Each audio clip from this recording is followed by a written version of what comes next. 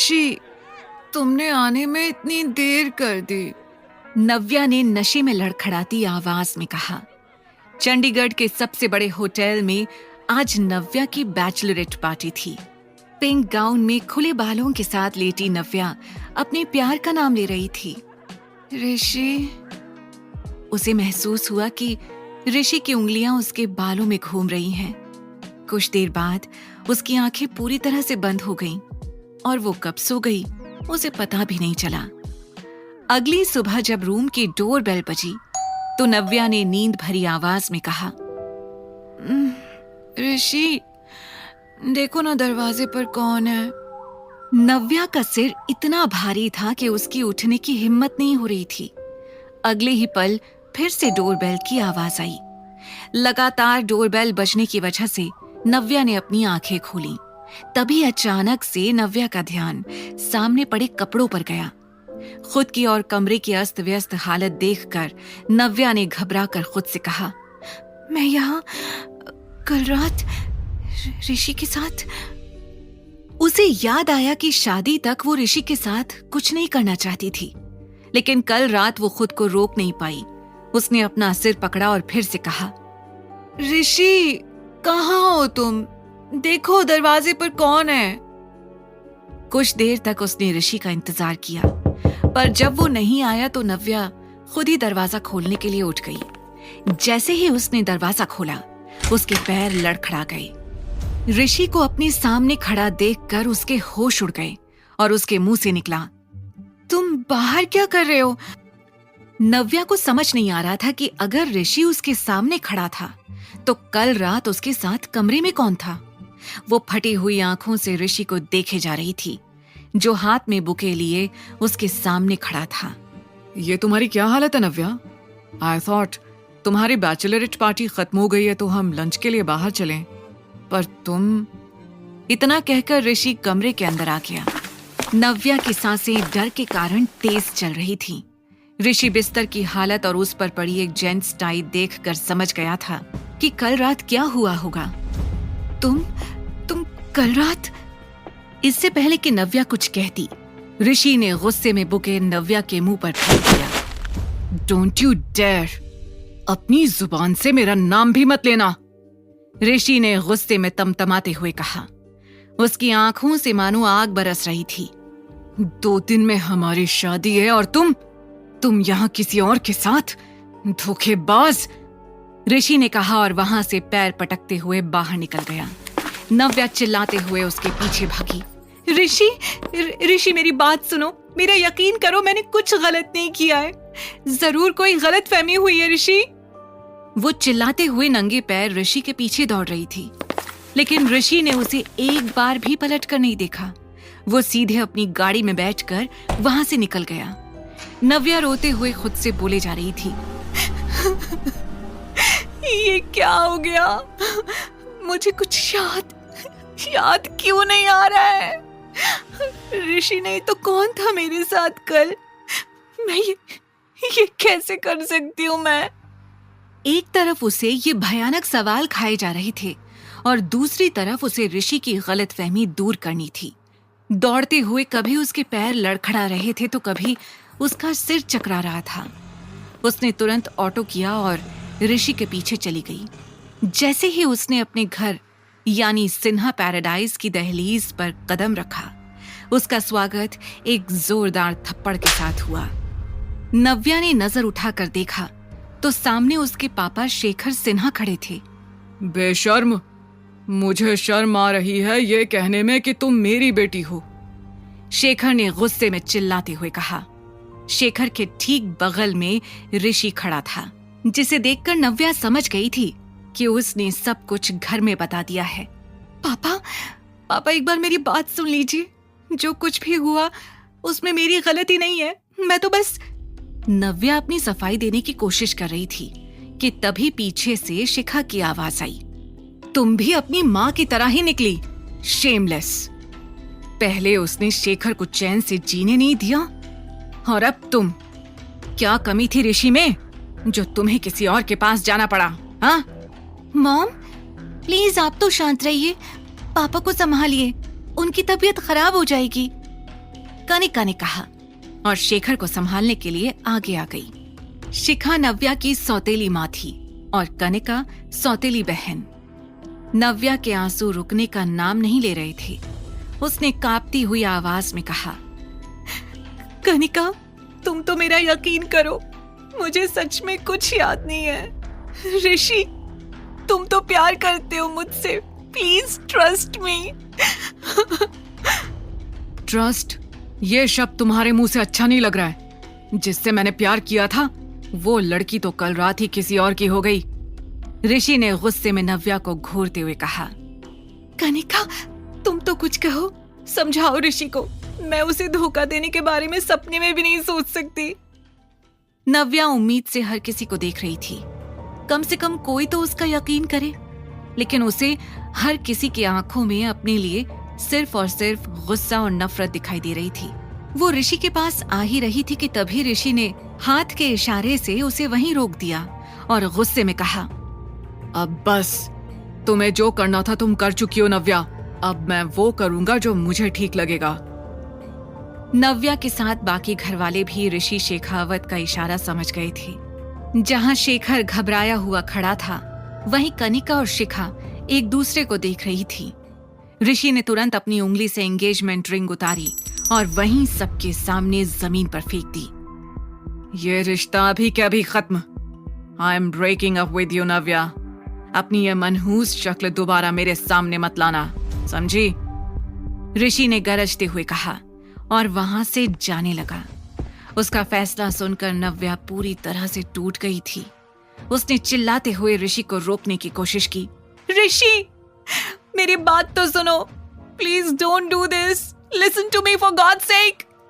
वो ऋषि को रोकने के लिए उसके पीछे जाने ही वाली थी कि तभी शेखर ने उसका हाथ पकड़ लिया। खबरदार, जो उसके पीछे जाने की कोशिश भी की तो अब उससे जो भी कहूंगा मैं कहूंगा। आज जो तुमने किया है उसकी वजह से हम सबकी जिंदगी बर्बाद हो गई है। शेखर ने नव्या को घूरते हुए कहा और ऋषि के पीछे आवाज लगाते हुए चला गया। ऋषि बेटा, मेरी बात तो सुनो। नव्या का रो रो कर बुरा हाल हो गया था। शेखर के जाते ही शिखा और कनिका एक दूसरे को देखकर मुस्कुरा रही थीं और उसके बाद शिखा भी शेखर के पीछे चली गई। नव्या रोते हुए जमीन पर गिर गई। उसे यकीन नहीं हो रहा था कि एक ही रात में उसकी पूरी दुनिया बदल गई थी। कल तक वो जिस लड़के के साथ जिंदगी बिताने के सपने देख रही थी, वो उसके सारे सपने तोड़कर चला गया था। उसकी एक एक उम्मीद टूट चुकी थी। मैंने कुछ नहीं किया, कोई तो मेरा यकीन करो, मुझे सच में कुछ याद नहीं है। मुझे सच में लगा कि मैं ऋषि के साथ हूँ। नव्या रोते हुए बोले जा रही थी। तभी उसने देखा कि कनिका अब भी उसके पास खड़ी थी। वो तुरंत उठकर कनिका के पास गई और बड़ी उम्मीद के साथ उसने कहा, कनिका, तुम तो मेरा यकीन करो, मैं प्यार करती हूँ ऋषि से। तुम पापा को समझाओ, पापा ऋषि को समझाएंगे तो वो जरूर समझ जाएगा। नव्या कनिका से अपने प्यार को पाने की गुहार लगाई जा रही थी, लेकिन कनिका एकटक नव्या को देखे जा रही थी। उसके होठों पर हल्की सी स्माइल थी और नव्या को इस हाल में देखकर उसका दिल खुशी से गदगद हो रहा था। कनिका, कुछ तो बोलो, तुम करोगी ना पापा से बात? पापा तुम्हारी बात जरूर मानेंगे। नव्या लड़खड़ाते हुए बोले जा रही थी, पर कनिका मुस्कुराते हुए नव्या को देख रही थी। नव्या अपनी बहन का रिएक्शन देखकर शॉक्ड रह गई। कनिका ने नव्या का हाथ अपने कंधे से हटाया और मुस्कुराते हुए कहा,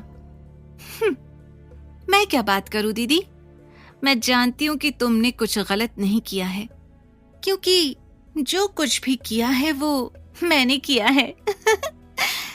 कनिका की ये बात सुनकर नव्या के पैरों तले जमीन खिसक गई। वो फटी हुई आंखों से कनिका को देखे जा रही थी। इससे पहले कि नव्या कुछ पूछ पाती, कनिका ने बड़ी चालाकी से कहा, हाँ, बिल्कुल सही सुना आपने, ये सब कुछ मैंने ही किया है। कल रात जिस कमरे में तुम थी, वहां ऋषि नहीं, कोई और था। पर ये मत पूछना कि कौन, क्योंकि ये मैं भी नहीं जानती। इतना कहकर कनिका जोर जोर से हंसने लगी। मैंने ये सब इसलिए किया क्योंकि मुझे ऋषि से शादी करनी है। कनिका ने मुस्कुराकर नव्या को आंख मारते हुए कहा। नव्या ये बर्दाश्त नहीं कर पाई। उसने चिल्लाते हुए कनिका का कॉलर पकड़ लिया और कहा, हाउ डेयर यू! तुम ऐसा सोच भी कैसे सकती हो, हाँ? कनिका को अपनी बड़ी बहन की तड़प देखकर खुशी मिल रही थी। उसने बड़े प्यार से नव्या का हाथ अपने कॉलर से हटाया और हंसकर कहा, मैं ऐसा सिर्फ सोच नहीं सकती, कर भी सकती हूँ। और देखो, मैंने जो सोचा वो करके दिखा दिया। ऋषि को हमेशा हमेशा के लिए तुमसे दूर कर दिया। अब वो जिंदगी भर कुंवारा रह लेगा, लेकिन तुम्हारी तरफ पलटकर कभी नहीं देखेगा। नव्या को अब भी यकीन नहीं हो रहा था कि उसकी अपनी बहन ने उसके साथ इतना बड़ा धोखा किया था। बचपन से तुम्हें हर चीज मुझसे अच्छी मिली है, कपड़े, गैजेट्स, एजुकेशन, सब कुछ। तुम हमेशा मुझसे आगे रही, पर अब बस ये रेस यहीं पर खत्म। मुझे जो करना था वो मैं कर चुकी हूं। अपनी बहन को इतना नीचे गिरते हुए देखकर नव्या गुस्से से हाँफ रही थी। वो अपने गुस्से पर काबू नहीं कर पाई और उसने कनिका के पास जाकर रोते हुए कनिका को एक के बाद एक थप्पड़ मारने शुरू कर दिए। तुम मेरे साथ ऐसा कैसे कर सकती हो? कैसे? मेरे प्यार को छीन लिया तुमने। कनिका ने अपने हाथों से खुद का बचाव करने की बहुत कोशिश की, फिर जोर जोर से चिल्लाने लगी। Mom, dad! कनिका की आवाज सुनकर शेखर और शिखा भागते हुए बाहर आ गए। शेखर ने नव्या को पकड़कर पीछे किया और शिखा कनिका को संभालने लगी। मेरी बेटी को छूने की हिम्मत कैसे हुई तुम्हारी? शिखा ने चिल्लाकर पूछा। सब कुछ इसने किया है पापा, कल इसी ने मुझे वहां फंसाया। नव्या अपनी बात पूरी कह पाती उससे पहले ही शेखर ने चिल्लाकर कहा, चुप, बिल्कुल चुप, अब एक भी शब्द और नहीं। देखो अपनी बेटी की हरकतें। एक तो शेखावत परिवार के सामने हमारी इतनी बेइज्जती करवा दी, ऊपर से माफी मांगने के बजाय मेरी बेटी पर हाथ उठा रही है। शिखा ने आग में घी डालते हुए कहा। शेखर गुस्से से तमतमाते हुए नव्या को घूर रहा था। पापा, आप मेरी बात तो सुनिए। नव्या ने बोलने की कोशिश की, पर शेखर ने उसे बीच में रोककर कहा, अभी के अभी निकल जाओ इस घर से। सिन्हा परिवार से अब तुम्हारा कोई रिश्ता नहीं है। ये सुनकर नव्या सन्न रह गई थी। उसके हाथ पैर ठंडे पड़ गए थे। पापा, उसके मुंह से निकला। मेरी अब से सिर्फ एक ही बेटी है, शिखा। इसे कुछ पैसे दे देना। भारी गले से शेखर ने कहा और वहां से चला गया। नव्या के पास भी अब बोलने के लिए कुछ नहीं बचा था। उसे समझ नहीं आ रहा था कि उसके साथ ये क्या हो गया था। कभी वो अपने आप को कोस रही थी तो कभी अपनी किस्मत को, पर उसे समझ आ गया था कि अब आगे का सफर उसे अकेले ही तय करना था। वो रोते हुए अपने कमरे में गई और अपना सामान लेकर घर से निकल गई। उसे आखिरी बार बाय कहने तक के लिए कोई नहीं आया था। उधर दिल्ली के सबसे बड़े ऑफिस के कैबिन में आहूजा इंडस्ट्रीज का मालिक अविनाश आहूजा अपने असिस्टेंट के साथ बैठा था। अविनाश 27 साल का यंग हैंडसम बिजनेसमैन था, जिसकी एक झलक के लिए भी लड़कियां तरसती थीं। बिजनेस वर्ल्ड में उसकी काबिलियत के साथ उसके गुस्से की भी चर्चा होती थी। सर, ये बहुत बड़ा ट्रैप था सर। उसके असिस्टेंट शशांक ने घबरा कर कहा। तो तुम ये कह रहे हो कि मैं कल रात किसी लड़की के साथ था और उसके बारे में हमारे पास कोई इंफॉर्मेशन नहीं है? Are you out of your mind? Avinash ने गुस्से में चिल्लाते हुए कहा।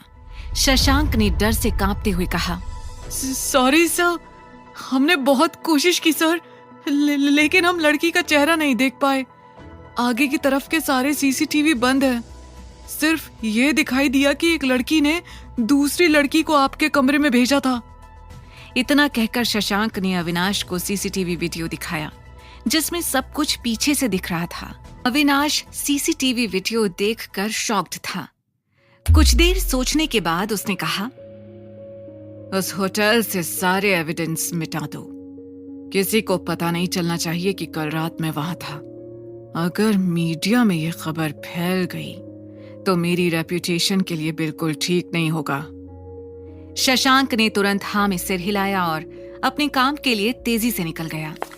अविनाश और शशांक ने उस लड़की की आइडेंटिटी पता करने की बहुत कोशिश की जो उस रात अविनाश के साथ थी, लेकिन उनके हाथ कुछ भी नहीं आया था।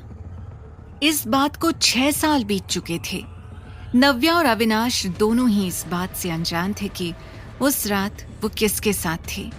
दोनों ही अपनी अपनी जिंदगी में आगे बढ़ चुके थे।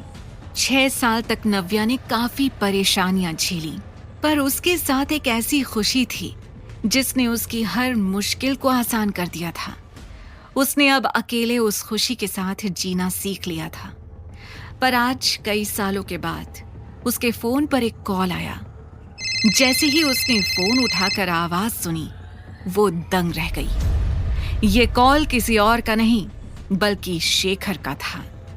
नव्या, अभी के अभी चंडीगढ़ वापस आ जाओ, शेखर ने सीरियस आवाज में कहा। आखिर क्यों बुलाया था शेखर ने इतने सालों के बाद नव्या को वापस? कौन सा सहारा था नव्या के जीवन में? जानने के लिए सुनते रहिए द रिटर्न।